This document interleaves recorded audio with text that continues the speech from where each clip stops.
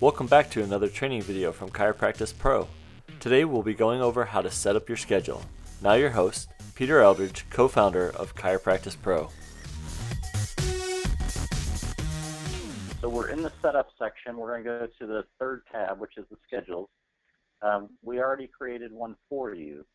You can create as many schedules as you want. I think I mentioned before that we have a client who has a gym, and they have their personal trainers who have the schedules in here. That way they can send their clients to the personal trainers or to the website, the patient portal, and have their clients sign up for time with their personal trainers from our website. So you can use this for if you were to have massage therapists or physical therapists or other types of schedules that you want. Similar to what we talked about with the users. So there's add new, delete, and update. So just make sure it's selected before you update it. The first one's pretty obvious. It's a schedule name. It's what's going to show up in the schedule list. The schedule types, we have two types of schedules. You can have a time and a list. The time is what you think as a normal schedule, so you have blocks of time that you schedule appointments on. The list is just what it says. It's like a first come, first serve type list. And you can add those patients as they come in, and they can either add it themselves or you can add it, or somebody from your front desk or your staff adds them to that. So there's two types of schedule that you can have. The interval, this doesn't have to be, you don't have to have all your appointments at 10-minute intervals, but it would have to be in intervals of 10. So if you wanted to have a 30-minute first visit, then you'd want to at least make sure that everything's divisible by that 30 minutes or smaller. So you could have 15 and 30 together, or 10 and 20 together, or 10 and 30 together, but you couldn't have interval of 15. So that's just going to be the divisions on your calendar is all that means. The next one is bookings, and this can get a little confusing for some people, but bookings are how many spots. So if you think of the intervals as going down the page in your schedule, so you have 8 o'clock, 8, 8:10, 8:20, that's the interval. If you go from left to right, that's going to be the booking. So you can have as many bookings on one spot in your schedule.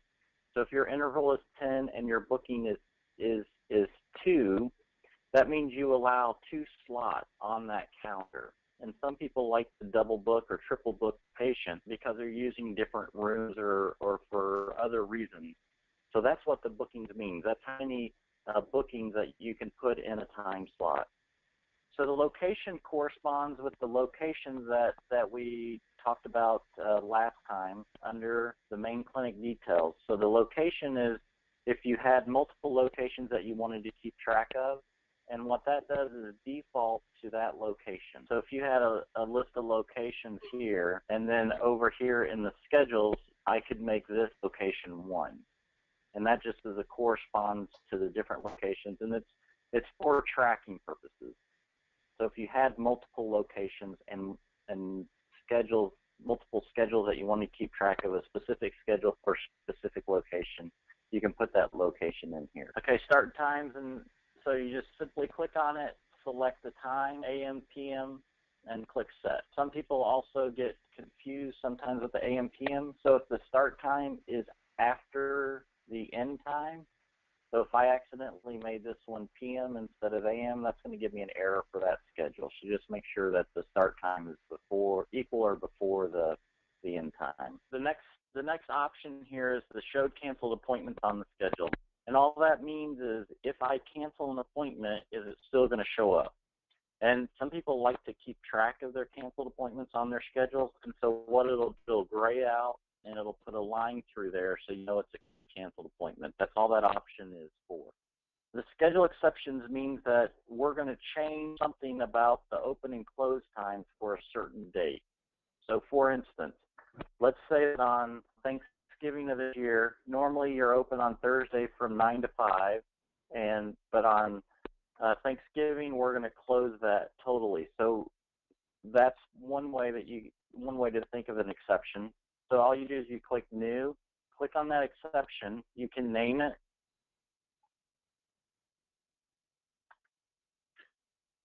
And then let me see what Thanksgiving is going to be this year. It's going to be the 27th, I think.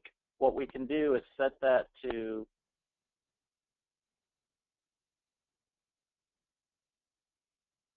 (8 a.m. as well. And now that's going to save that.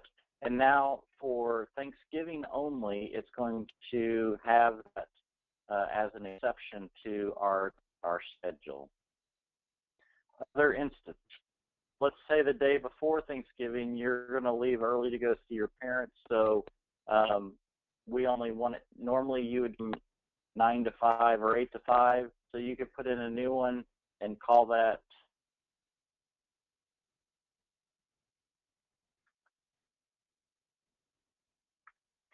then I can change that to, that's going to be the 25th. And then, so in this instance, we want to set it for closing at noon that day. And then you can update that. So that gives you an exception to your normal schedule. Visit types, so we're going to go over here to visit types. These are your appointment types. Normally you would have a half-hour or hour-long new patient visit, and you can simply create that type of visit by clicking Add New and then clicking on it, and it's going to bring up some options here. So you have a visit name, so I can call that New Patient. And then this is where you set your duration. So let's set it for 30 minutes for now. The booking span is the next item. So this booking span corresponds with the bookings over here. So on this schedule, we're allowing 2 bookings.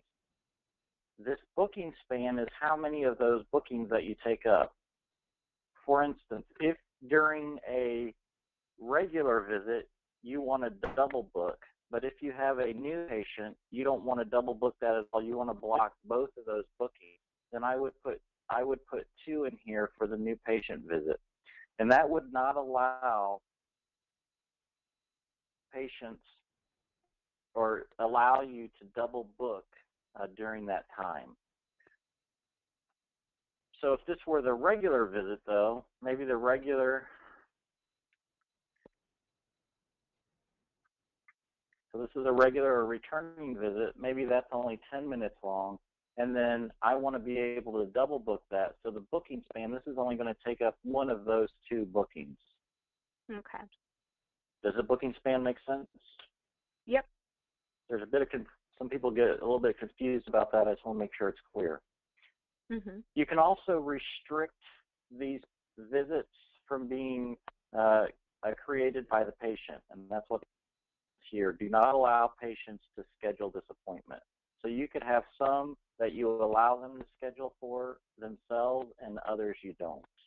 And that's what that's for. The color, you can see there's a whole rainbow of colors that you can select, and this will show up in the schedule as this color. I'm going to go ahead and update that. Similar to everything else, make sure it's selected and then click Update. And once again, you can have as many visit types as you want per schedule. And they don't have to be the same between the schedules. So you can have one schedule that's 10-minute increments and then another schedule that's 15-minute increments with different. All right, now we get down in here to the emails.